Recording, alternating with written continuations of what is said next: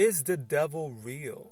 Yes, the devil's real, and I'm gonna explain it. So before I tell my story of my experience with demons, I feel it's crucial for people to understand the devil.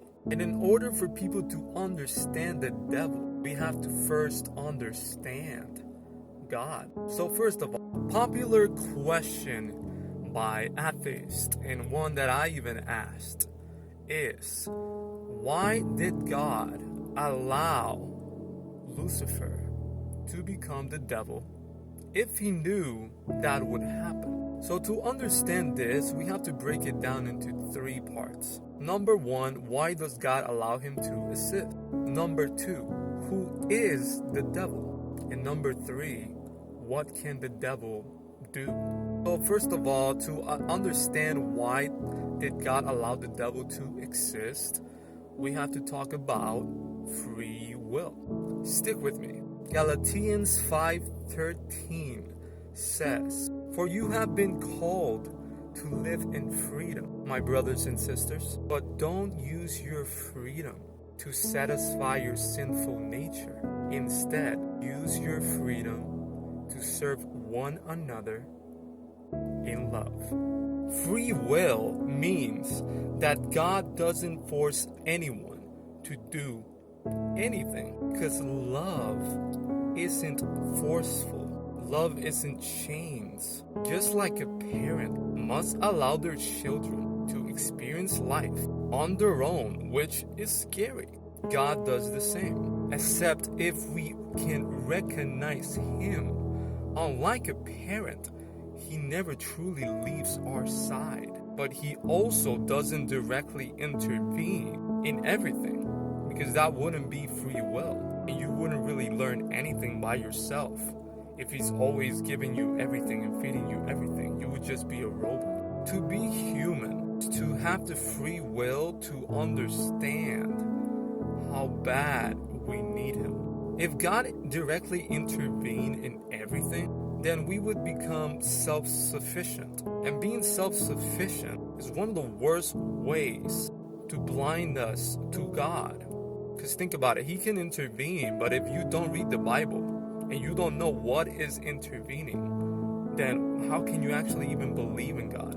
If all of the things you ask for and all of the things you do in life always turns out for the better, for good, you just become self-sufficient, and then you don't need God. And that becomes a problem, which I'll address later.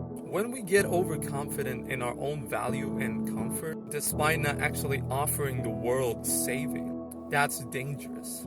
It's obviously clear that the world needs to be united in love, not each individual's ego desire. So through understanding love, God's love, which is the purest of all, we understand that He wanted the greater good for the world.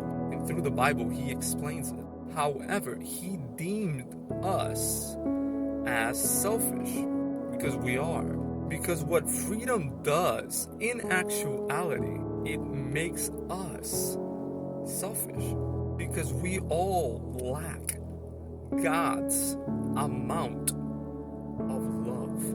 We can never truly compare to God's amount of love, because we can't love billions of people at once. So then, because of this, He deems the world temporary.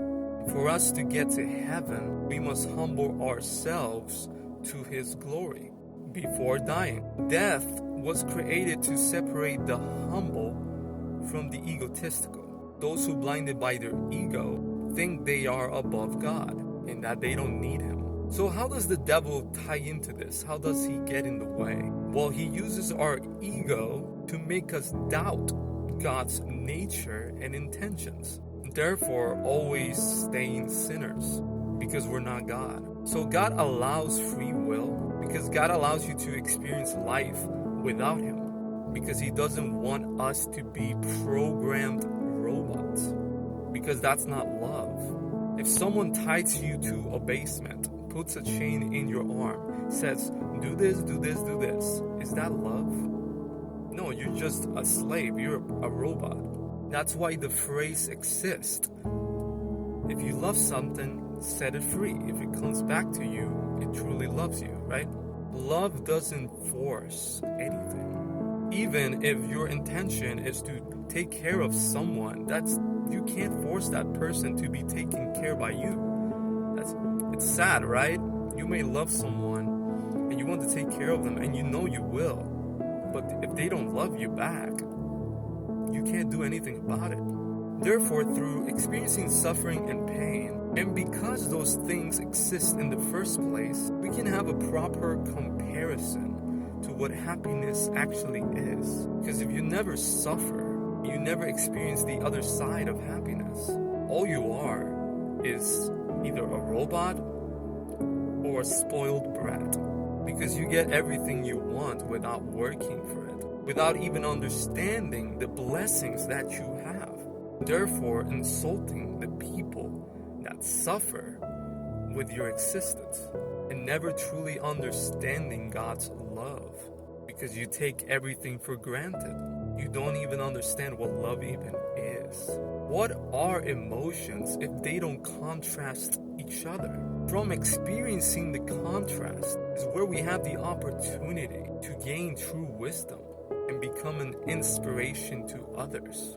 Therefore, free will is meant to allow us to be uniquely shaped by our experiences. Because all those experiences and emotions that we have are what makes us a work of art, not a predetermined, programmed robot, which in actuality doesn't even make sense. Because happiness can't be programmed, can't be truly felt at its highest capacity without the contrast of experiencing sad emotions. To only be happy, to only have that emotion would mean we're all literally the same.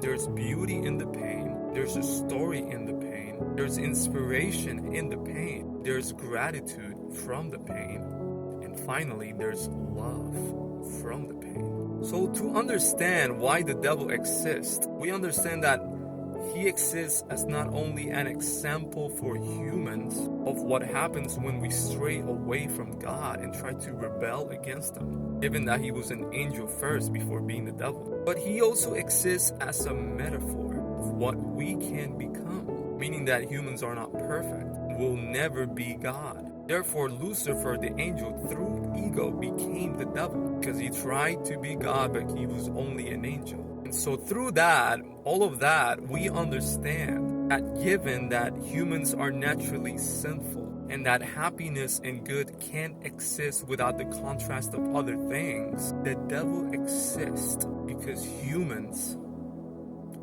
can be the devil. If the devil doesn't exist, then humans can't exist either.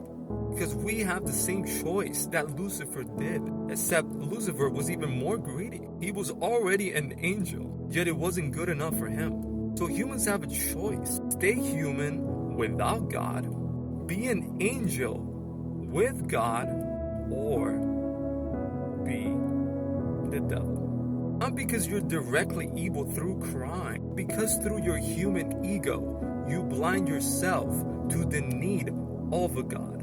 Therefore, blind yourself to the fact that you're not actually doing anything for the world to save it. Well, the devil exists because you too can be the devil. And we've already seen it through history that that's true. If you don't want the devil to exist, then you can't exist either.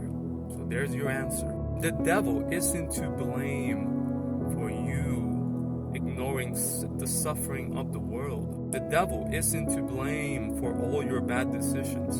Neither is God. You exist in free will to make your own choices. You can either choose to be a human, an angel, or a devil. If you disobey God and obey your ego instead. But now you ask me, how can I be the devil? Doesn't the devil have like magical powers? Nah, I'll talk about that in the next video. and the third aspect too. There's just so much to say. Much love. God bless.